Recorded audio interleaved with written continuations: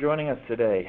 My name is Ben Lack, Senior Director of Marketing for Swiftype, and joining me is Barrett Johnson, our Content Lead. And today's Customer Success webinar is going to be around the Swiftype Result Designer.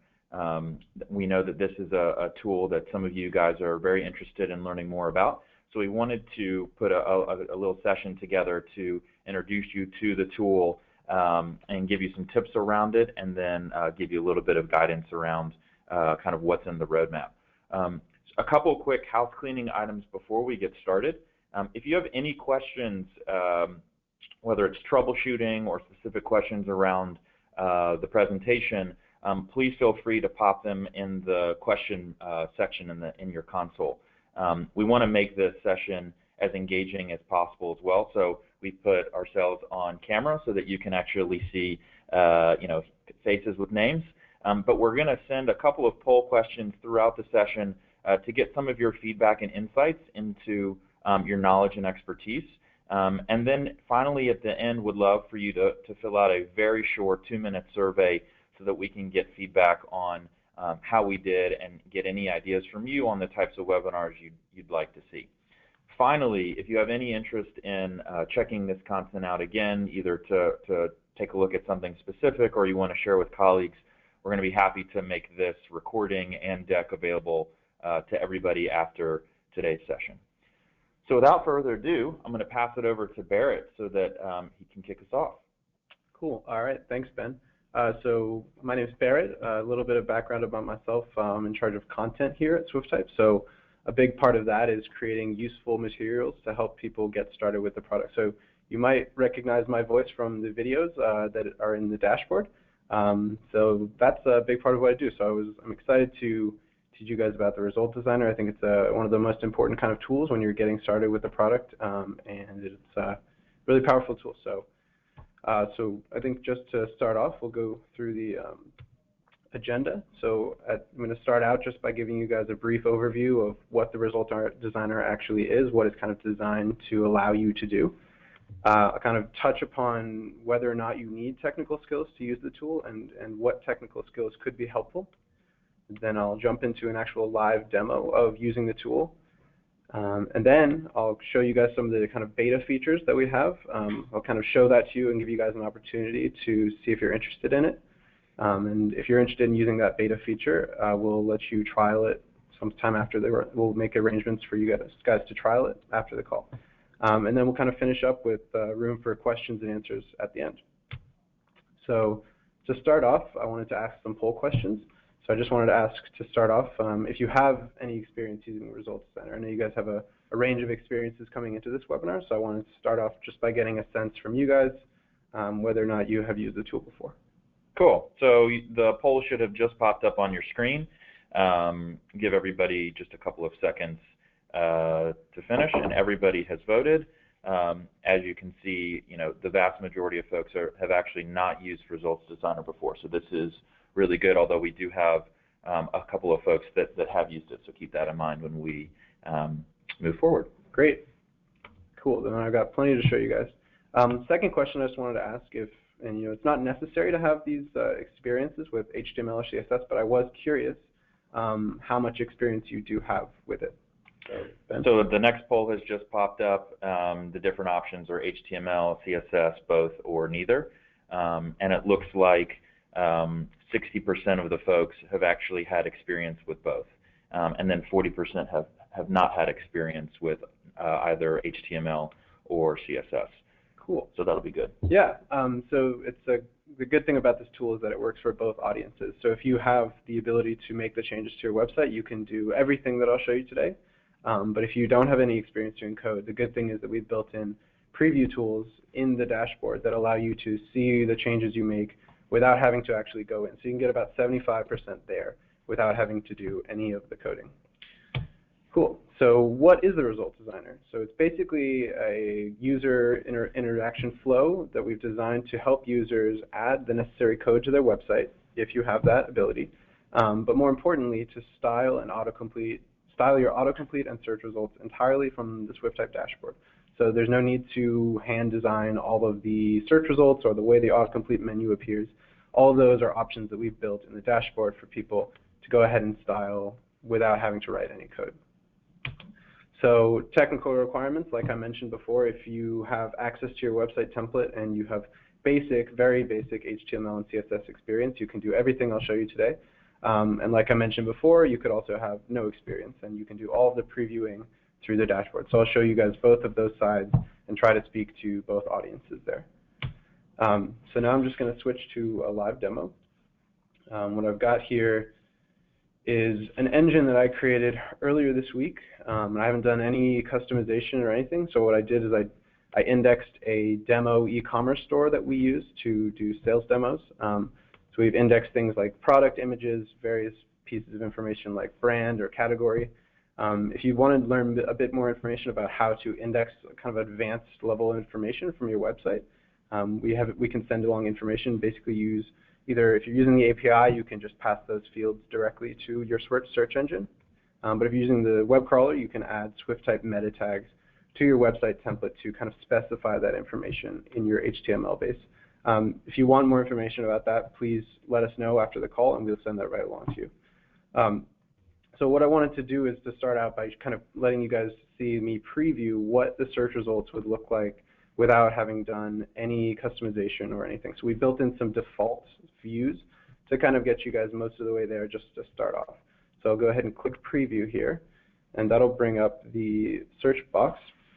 So I'm just going to search for a shirt, because so there you can see your autocomplete. That it would appear directly from the search bar, but since we have this modal, this is the way we display it in the dashboard. And then I'm going to hit enter, and you see the full set of results. So I think the main thing I would like to change about this is I'd like to bring in images so that people can get a sense of what the results look like before they actually decide which one they'd like to click on.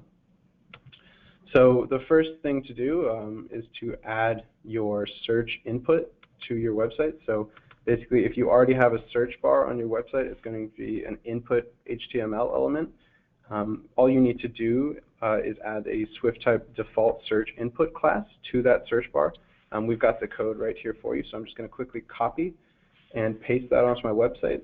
And to do this demo, I'm going to use a tool called CodePen. Some of you may be familiar with it, but it's basically a very simple tool for you to experiment with pieces of code. So what I've got is a blank HTML page here, along with a CSS sheet that I'll use a little bit later. But it basically is a very clean, very simple way for me to present to you guys what changes I'm making to my website, or my hypothetical website in this situation. So you guys can get a sense of very clearly what changes I'm making. So I'm going to go ahead and copy that input search element onto my page. So you see, go ahead and save it. You should see. I'm going to go ahead and refresh the page.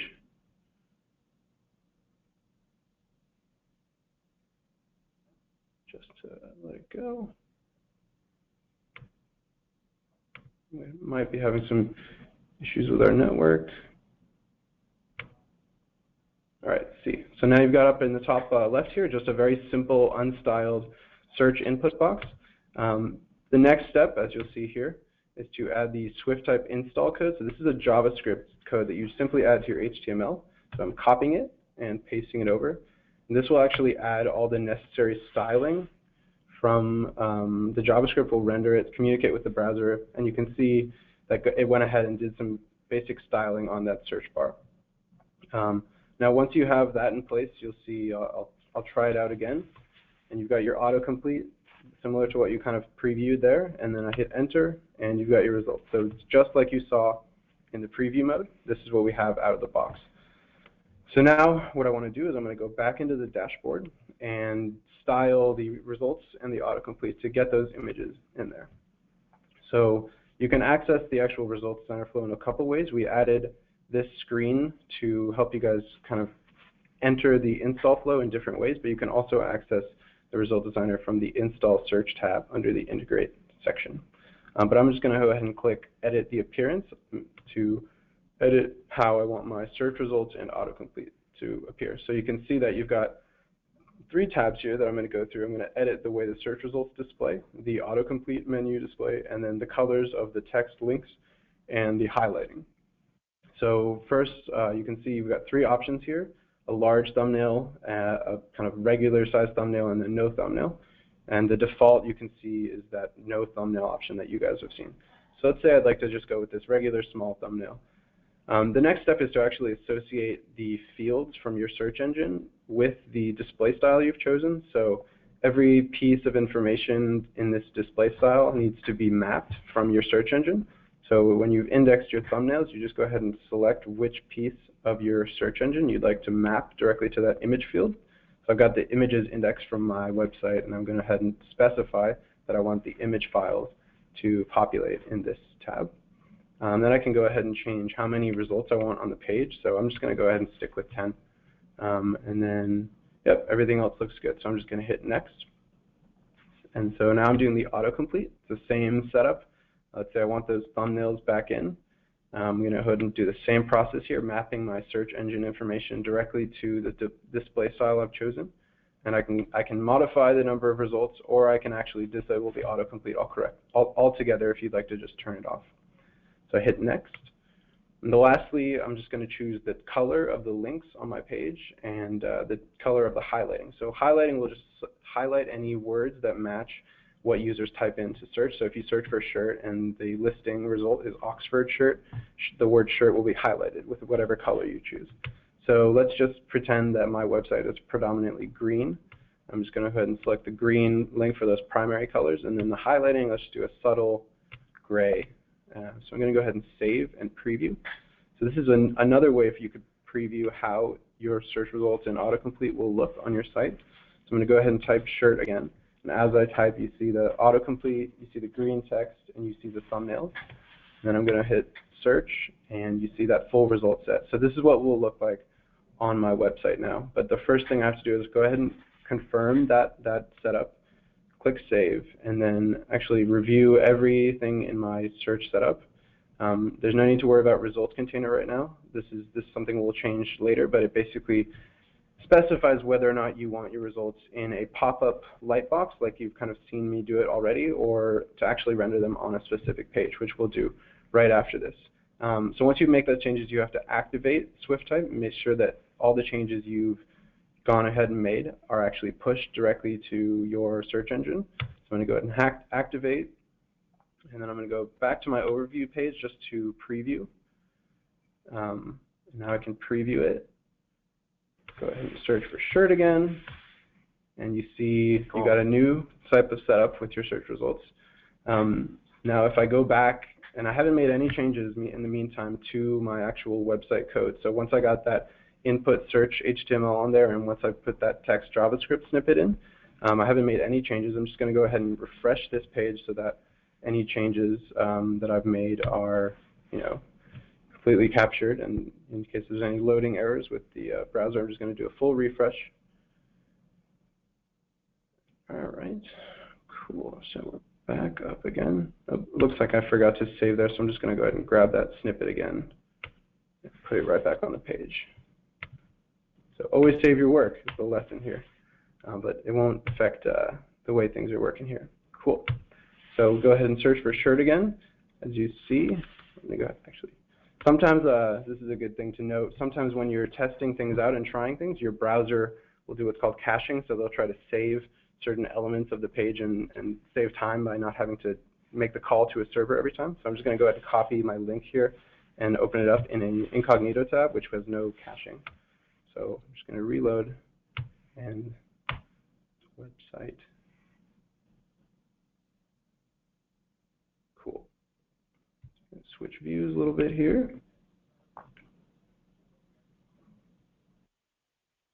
Okay, so if you're still with me, I've just gone ahead and brought the same thing up again. I just ran into some small browser errors.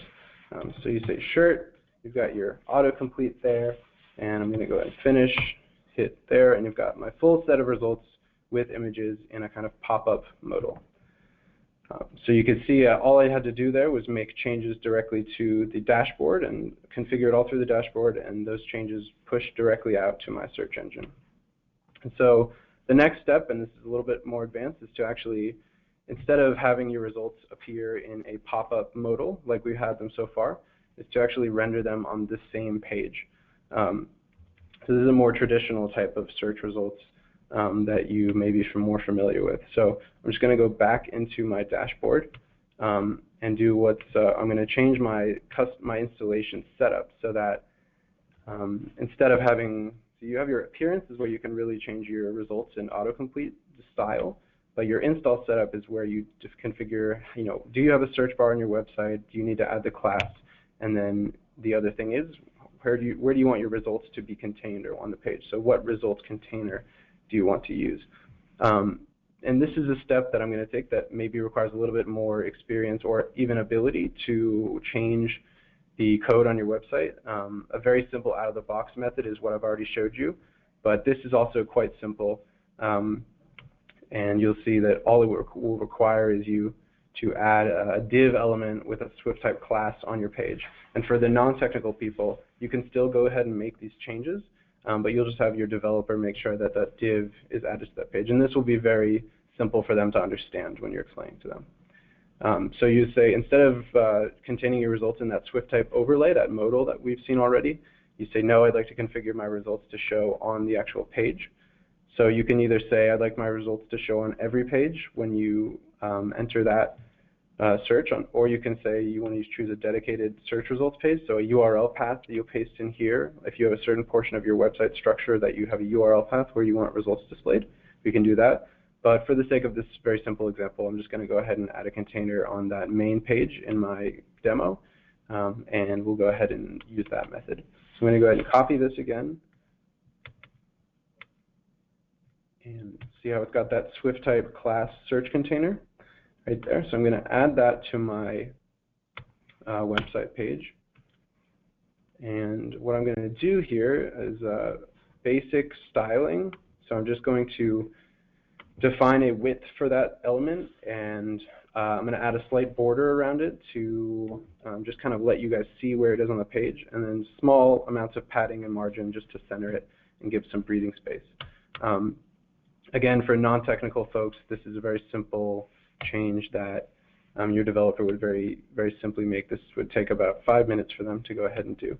I'll go ahead and save my changes, and I want to go ahead and copy this into a incognito browser. So I'm going to close this guy out and go ahead and paste that. And while that's loading up in the background, I'm just going to go ahead back to the dashboard because, again, any changes that we make in our search setup, we need to go ahead and activate. So I'm going to save and go ahead back to this page where I'm reviewing my changes. You can see the same setup we did before with the thumbnail adding and the search input. And now we've got your search container containing the results. So I'm going to activate that. Go back to my example and just get that display style back to what we had it as. Cool. So now you guys can see that I've added a div to this page right here on my HTML with the Swiftype search class container, and then just did some very basic styling to add a border so you guys can see that element, and just to give it some centered and some breathing room. So you go ahead and search for shirt again. You see the autocomplete just like you would expect, and then as I press enter, oh, maybe the activation didn't come through yet. Sometimes it takes a couple minutes for the changes to be pushed and communicate between servers. So this is all normal and something you could expect when you're testing things out. Cool, so let's try that again. Your autocomplete. And there you go. You've got your results loading directly onto your page because we specified that div for the results to appear in. Great. Before you go to the next thing, can you just explain for the folks that don't know CSS or HTML what a div actually is? Yeah, so a div is a very simple element that you can use in HTML to, it's a very flexible element that you can, it's basically like creating a bucket on your website HTML for you to paste things in. You can use it for many different types of things. In this case, it's a very simple kind of placeholder for you to have results appear into. Divs are used for a wide range of tools, and they're a very flexible tool for front-end web developers to do a large number of things. This is a kind of creative way that we've decided to use search results. Cool. For search results. Thanks. Yep. Cool. So that was kind of the first step. That's kind of everything about the result designer that that you guys could do kind of out of the box. But I wanted to kind of show you guys kind of the next step and a kind of beta feature that we are going to open up to you guys on the call and anyone who's registered to this webinar. And it's called the Interface Designer. So the Interface Designer allows you to create a faceted search result experience. So this is where you add like checkboxes for color, or you're able to resort your results by price, or if you're a publisher, you can sort articles by publication date. So I just want to show you guys what it kind of looks like before I actually do the work of changing it. So you can see that I've got my shirts here that I've searched for. You've got the ability to sort them by price, and those changes go directly onto the page. You can also refine them by color, and you can change the price range. So this is all ability that's built in. Again, we've built this into the dashboard in a tool called the Interface Designer, so you can go ahead and do these things without having to actually do the hard work of coding those faceted elements onto your page. And for the designers in the room, any of these elements on this page you can quickly find with the Inspect Element tool through the Chrome Developers tool. So each of these elements on this page has its own ID or class that you can call out directly in your CSS. So I'll show you guys that in a little bit. You can call out any of these elements, style it however you'd like, and so that's eventually you could get to something that a customer of ours has done. This is a website called Spot Deco. This is a website that is run by someone who's not technical, and they had a design agency come in to do the work. But as we were communicating with them on sales calls, we said we have a feature called the Interface Designer if you'd like to experiment with it. The designer was able to do very little work. He said the total CSS work that he had to do was about an hour, if not less. All he did was through the dashboard configure those faceted elements, do some slight CSS styling for the search bar and the slider. But for the most part, almost everything here is configured entirely through the Swiftype dashboard.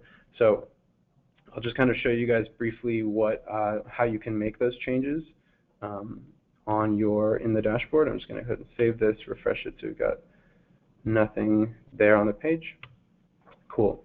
So you guys won't be able to access this tool from your account until we unlock it, if you'd like. But you go ahead and click on the Interface Designer, and you can see that you're basically going and looking at you're looking at a preview search page. You see you've got your search bar up here. You can actually switch the faceted elements from the right or left sidebar, so that's an option you have as well. So I'm just going to keep it in the left. So I've got my sort options. So this is basically the ability to sort options by a certain preset collected number of information about your search results. So going back to the example that I showed you, the things that we've passed here are the ability to sort by price and average review. If I go back to my dashboard, you can see that I've got the price and the average review. And relevance is the default thing. So I go and close that back up. I've also added color checks, so faceted color options, so sorting results by color. That's right here. Here you just choose which color from your search or which piece of information from your search engine you'd like to have to give users the ability to sort by. You can choose whether or not the results here are sorted by the number of items with that specific piece of information, or you can sort them by alphabetical. And to be clear, this is all coming from metadata. Yeah, so this is all coming from information that you've indexed in your engine with meta tags or with the API passing that information directly to your search engine. And again, price, this is a range slider, so you can see each of these two elements in the sidebar have different names. So this one's called a range slider. So you can see that right here as your price slider.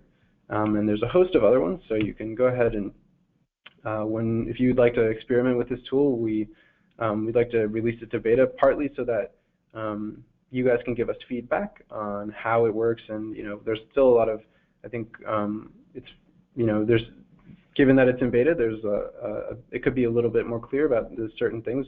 That's why we want to give you guys the option to experiment with it.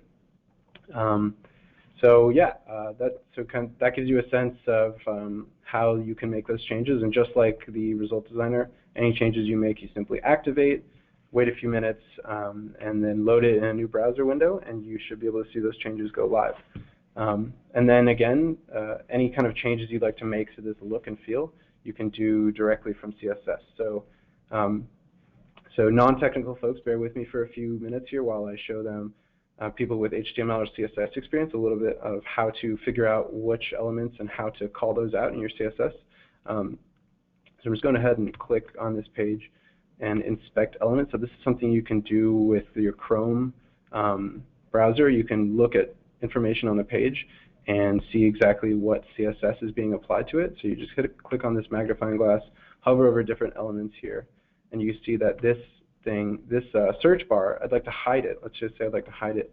It has an ID of, let's see, one more time, call that out again.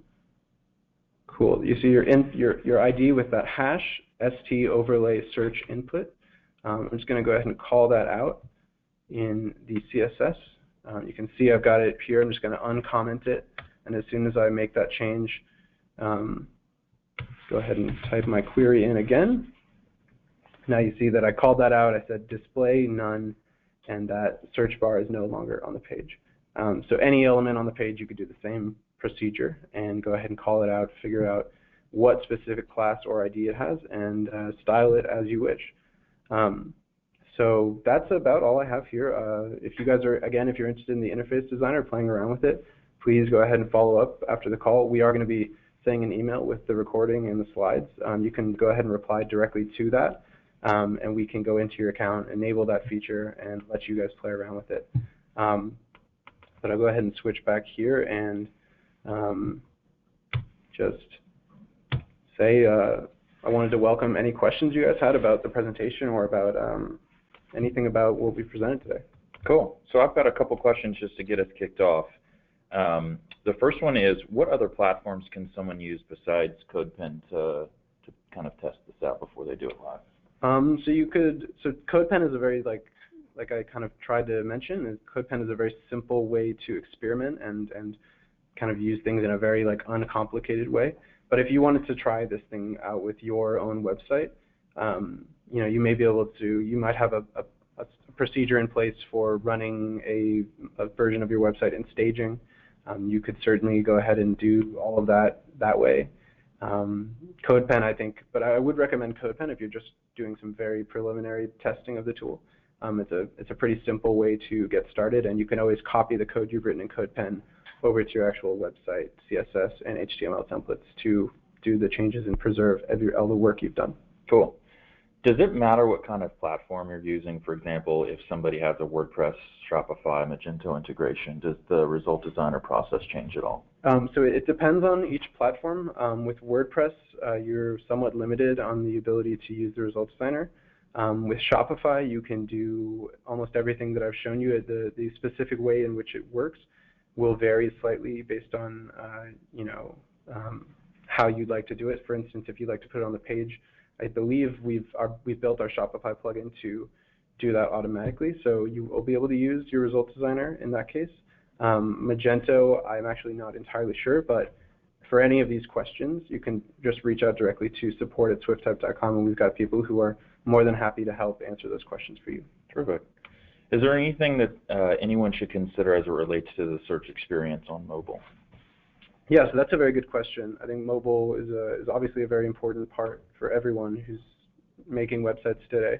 One thing that is useful to note is that overlay method that I showed you is responsive on all mobile devices. So actually, if you give me a second here, I'll go up to Swiftype's actual website because we use that overlay and show you how it works on mobile. Let's say I want to search for autocomplete and just go ahead and finish my search here, get the result modal. If you watch as I drag the browser window smaller, that search experience works perfectly on tablet and mobile. So that's something to have in mind as you're building out If you wanted to have that same responsive experience on a results page that's built directly onto the page in that second level I showed you, you would have to write CSS rules, or your developer would have to write CSS rules to apply to screens of a certain size. But that is a good question. I think for more advanced developers, you can go ahead and write your media queries and CSS rules to apply there. But if you're doing something very simple, you can see that that overlay method is built from out of the box to be responsive. Excuse me. It's a good question, but I think working with that and your own CSS rules, if you have that experience, you can really adopt this, and it's quite flexible. Cool. One of the things that I noticed that could happen to anybody is just the ability to forget to save every time you do an extra step as you're building a results designer. Is there any other type of step or things that folks on the call or watching this should be thinking about as they're doing it? Because that really only took about 10 or 15 minutes, but what are some of the comments? Yeah, so the most important thing is probably to always make sure that you activate your changes in the dashboard. We want to let people make changes and experiment with things without making those changes happen directly while they're doing them. So that's why we built in that activation step, so that you can review your changes, make sure that it looks like how you want, and then you have to make sure you activate. If you don't activate, you won't be able to render results in a div like that when you make that change. You won't see your image thumbnails appear if you've gone ahead and set them but not activated them. So that's an important thing to keep in mind. And then the other one is that when you're testing things out, you just want to make sure that your browser doesn't have any records of what you've been doing in a certain testing field. So at CodePen did some caching of certain things that I'd been experimenting with. But when I opened up an incognito window, or I opened up a different browser, that caching, that storing of certain pieces of memory about what I had been doing had gone away, because so it's important to do that. When you make changes to your search setup and you go ahead and load it in the same browser window, it's very likely that those changes won't immediately be visible. So you have to open it in a new browser window or in an incognito window in Chrome, which is going to not have any of that caching occur. So we have a question around what the logic is for choosing displayed pictures in search. Yeah, so that's largely dependent on how you've indexed the information for your Swiftype search engine. In our example, we use Swiftype meta tags to pass the image files directly to our search engine. And if you recall, when we were choosing the display style, we had to map the fields from our search engine directly to the display style we chose. So if let's say your search and your images on your search engine are called thumbnail instead of image, you would just choose that thumbnail field and map it directly to it. And with indexing images can be somewhat of a complicated procedure for some people. We're building tools to automatically index images for people. So if you are interested in having your website crawled with that new feature that we're working on, I'd say also reach out. We can set you up with support and figure out exactly what's going to work for your setup. But again, it's simply choosing which pieces of information from your search engine will be placed in that thumbnail option. So if you were to choose something like product review average and map it to the thumbnail field, there would be an error, because that's not the type of file format that we're expecting and require for a thumbnail. So if you choose an image that's a thumbnail, or if you choose any piece of information from your search engine that is an image and map it to that thumbnail spot, then it will render. Otherwise, you may run into issues. So it's just about picking the right pieces of information from your search engine. So this is an indexing question. It's around the ability to see images using WordPress. Do you have to make sure that you're re-indexing when you add those images in order to make them show, or something else to think about? So it's going to come back to indexing. There are ways to index images from your WordPress website that are slightly different than the ways you'd index images from a regular website. If you go ahead and follow up with support and say, you want to ask about how to index images, everything that I've showed today is the ability to do these things after you've gone ahead and indexed the proper information from your website. So in the situation where you're looking at a WordPress website and you'd like to index images and have those available to use in the Result Designer, something you have to follow up with support about. We've got specific documentation about how to add images from a WordPress site. Terrific. Well, that's all the questions that we have for today. Barrett, thanks so much for doing this with me. Really appreciate it. And thanks to everybody that was able to join us or watch this video. Really appreciate your time. I hope you found the content useful. As a friendly reminder, if you want to take a look at these slides, we're going to be sending this and the recording to everyone. And if you can just stay on for just another moment, I'll close out the webinar and get your survey feedback. So thanks again for your time and business. And we look forward to seeing you on another webinar very soon. Bye-bye. Thanks.